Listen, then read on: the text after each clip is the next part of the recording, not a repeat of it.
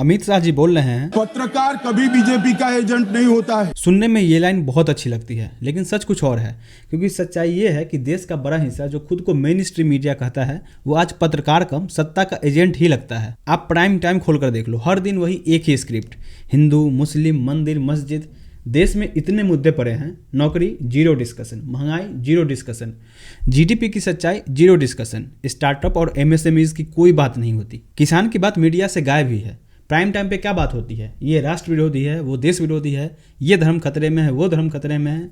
नहीं भाई, कोई धर्म खतरे में नहीं है। बात इतनी है, जब असली मुद्दों पर सवाल पूछने की हिम्मत नहीं होती तो डिबेट हिंदू मुस्लिम की तरफ मोड़ देना आसान होता है। और हाँ, ऐसे डिबेट्स टीआरपी खूब देते हैं, तो फिर जनता की समस्याओं से किसे मतलब? अब जरा सोचिए, जब मेन स्ट्रीम मीडिया बीजेपी के बड़े नेताओं का इंटरव्यू लेती है तो सवाल क्या होते हैं? आप इतने पॉपुलर कैसे हैं? लोग आपसे इतना प्यार क्यों करते हैं? और आप थकते क्यों नहीं हैं? यानी इंटरव्यू नहीं, पूरा पीआर वीडियो चल रही होती है। कभी इकोनॉमी पर सवाल करते, कभी बेरोजगारी पर क्रॉस क्वेश्चन करते, या कभी इन्फ्लेशन पर डेटा आधारित सवाल पूछते देखा है? जीरो, बिल्कुल जीरो, कभी नहीं देखा होगा। स्क्रॉल के एक सर्वे के अनुसार 80% जर्नलिस्ट ने माना मीडिया सरकार को फेवर करती है और 61% ने माना कि विपक्ष को अनफेयर कवरेज मिलता है। देखिए, असली दिक्कत सिर्फ मीडिया बहस की नहीं है। समस्या यह है कि पूरा पब्लिक डिबेट ही पटरी से उतर गया है।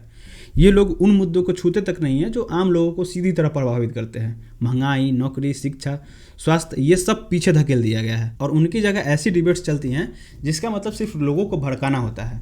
जब जनता के मुद्दे गायब हो जाते हैं तो सबसे बड़ा नुकसान जनता का ही होता है। और ये समझने के लिए किसी बड़ी समझदारी की जरूरत नहीं है।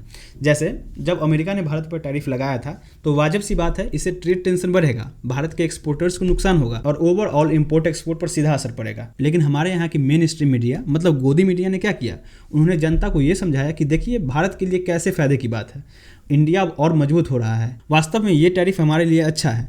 मतलब बेसिक इकोनॉमिक्स भी गायब कर दिया गया कि अमेरिका भारत पर जितना टैरिफ बढ़ाएगा उतनी ही महंगाई अमेरिका में बढ़ेगी। ये बहुत सिंपल सी बात है कि किसी देश पर टैरिफ लगना यानी उस देश के लिए कॉस्ट को बढ़ाता है, डिमांड गिरती है, एक्सपोर्ट रुकता है और सप्लाई चेन बाधित होता है।